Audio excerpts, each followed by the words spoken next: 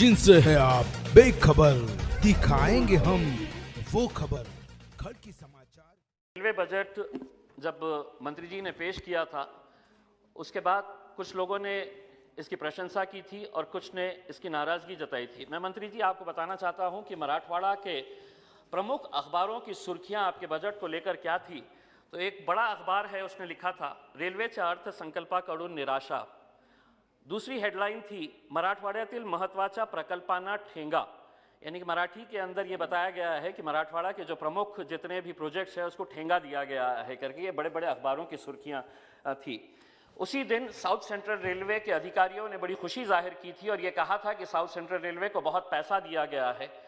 मंत्री जी, मैं ये मानता हूं कि आपने बिल्कुल बहुत ज़्यादा पैसा दिया था। आपने साउथ सेंट्रल रेलवे को इस बजट के दौरान 6,758 करोड़ रुपये दिए, लेकिन हमारे हिस्से में क्या आया है मंत्री जी, अगर मैं आंकड़े आपको बताऊंगा तो आप भी हैरान हो जाएंगे और शायद आप भी अपने रेलवे के अधिकारियों से ये पूछेंगे कि ये जो सांसद ने ये जो आंकड़े बताया है कि यह सही है कि नांदेड़ डिवीजन जो second highest profit making division है साउथ सेंट्रल रेलवे का, उसको महज कितना पैसा दिया गया है। तो 98 करोड़ 75 लाख एंड 2,000 रुपीस। मैं एक बार फिर से दोहरा रहा हूं मंत्री जी कि शायद आपको भी यकीन नहीं होगा, क्योंकि मुझे भी यकीन नहीं हो रहा था जब मुझे यह बताया गया था कि 98 crore rupees 75 lakh and 2,000 rupees सिर्फ नांदेड़ डिवीजन को दिया गया है। और ये कितना होता है टोटल बजट का? Less than 2%, and to be specific 1.45% आपका जो साउथ सेंट्रल रेलवे को बजट दिया गया है उसमें से महज 2% से भी कम पैसा नांदेड़ डिवीजन को दिया गया है। अध्यक्ष महोदय, परभनी मनमाड़ ये इतना बड़ा इंपॉर्टेंट हमारे लिए, इस पूरे मराठवाड़ा क्षेत्र के लिए, इसकी डबल लाइन के लिए न जाने कितने सालों से हम कोशिश कर रहे हैं। 2013-14 के अंदर रेलवे के ब्लू बुक के अंदर इसको इंक्लूड किया गया था।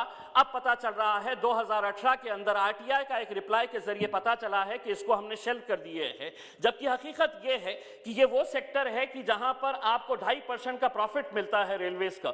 आरओआर इसका अगर प्रॉफिट में पॉजिटिव के अंदर भी होने के बावजूद भी ये डबल लाइन हमको क्यों नहीं दी जा रही है, हमें आज तक समझ में नहीं आ रहा है। इस बजट के अंदर हमें बड़ी उम्मीद थी कि ये हमें इसका कहीं ना कहीं से कुछ ना कुछ तो बजट आप देंगे करके।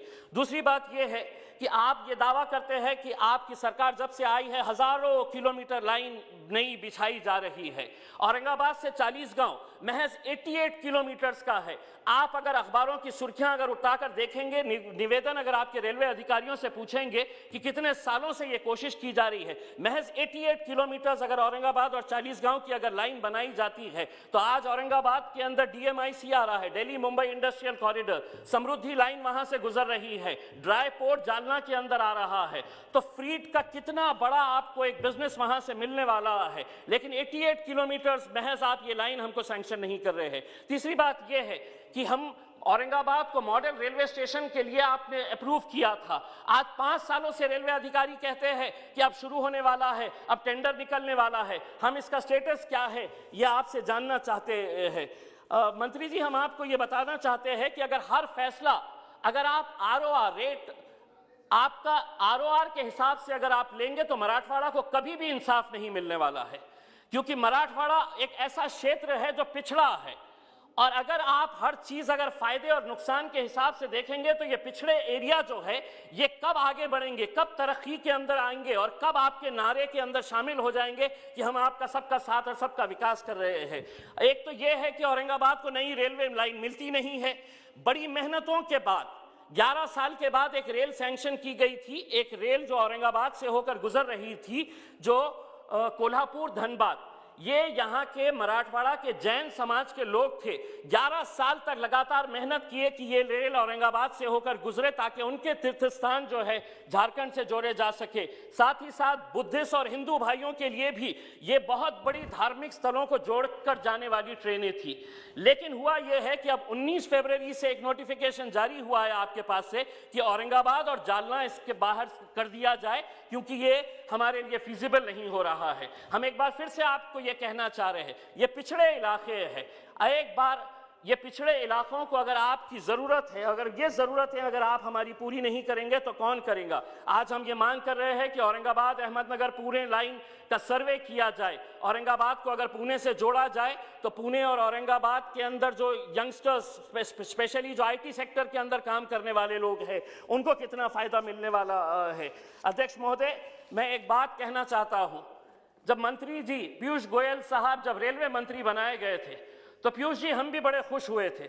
हमें बड़ी खुशी इस बात की थी कि चलिए महाराष्ट्र का सुपुर्द आज इस देश का रेलवे मंत्री है, कहीं ना कहीं आप मराठवाड़ा के साथ इंसाफ करेंगे, एक उम्मीद हमारे को भी जगी थी। लेकिन आज अगर हम ये देखते हैं कि आप मराठवाड़ा के जैसे आप साउथ सेंट्रल रेलवे के नांदेड़ डिवीजन को महज 98 करोड़ रुपये अगर आप देते हैं, तो आप बताइएगा कि आप में और दूसरे रेलवे मंत्रियों ने जिन्होंने लगातार हमारे क्षेत्र के साथ नाइंसाफी की है, उनमें और आप में क्या फर्क है? हमने बहुत उम्मीदें आपसे लगा के रखे हैं। हम तो ये कहते हैं कि पीयूष गोयल जी है तो मुमकिन है, लेकिन ये मुमकिन क्यों नहीं हो रहा है कि आप सबको बांट रहे हैं और हमें नजरअंदाज कर रहे हैं? पीयूष जी, मैं आपसे हाथ जोड़कर विनती करता हूं, बहुत सारे मुद्दे हैं, हमारी बहुत बड़ी बड़ी मांगे नहीं है, लेकिन जो मांगों के लिए पिछले 10, 15, 20 सालों से हम मेहनत कर रहे हैं, रेलवे बोर्ड एक लाइन के अंदर लिख के भेज देता है कि we have shelved this project. क्यों? वहां के लोग अगर ये मांग कर रहे हैं, एक मिनट, वहां के लोग अगर ये मांग कर रहे हैं तो उनकी जायज मांगे हैं। मैं पीयूष जी आपसे विनती करूंगा कि मराठवाड़ा के जितने भी सांसद हैं उनकी एक मीटिंग आप मुंबई के अंदर ले और तमाम अधिकारियों के साथ जो जो आपसे मुमकिन हो सकता है वो करें। पीयूष जी, औरंगाबाद के अंदर एक बुजुर्ग शख्सियत है मैडम, ओम प्रकाश वर्मा नाम का, इसने अपनी पूरी जिंदगी रेलवे के मुद्दों के ऊपर गुजार दी। रेलवे मिनिस्टर्स के पास जाते, साउथ सेंट्रल रेलवे के हेडक्वार्टर जाते, हैदराबाद जाते, नांदेड़ जाते, ये बंदे ने पूरी जिंदगी अपनी गुजार दी। जो भी पेंशन का पैसा आता था, ये रेलवे का एक बहुत बड़ा एक्टिविस्ट था। कुछ महीने पहले पीयूष जी, उसने इतनी बड़ी फाइल्स मेरे पास लेकर आया और उसने ये कहा कि साहब इतने सालों से मेहनत कर रहे, लेकिन हमको एक बात समझ में आई कि मराठवाड़ा के लिए आवाज उठाने वाला और मराठवाड़ा के साथ इंसाफ करने वाला कोई नहीं। उस बुजुर्ग शख्स को इंसाफ दिलाने के लिए मैं आपसे विनती करना चाहूंगा कि ओम प्रकाश वर्मा जैसे रेलवे एक्टिविस्ट जिन्होंने अपनी जिंदगी रेलवे को बेहतर बनाने के लिए की है, उनको इंसाफ दिलाने के लिए और मराठवाड़ा की जनता को इंसाफ दिलाने के लिए आप हमारा साथ देंगे, यही उम्मीद है। धन्यवाद।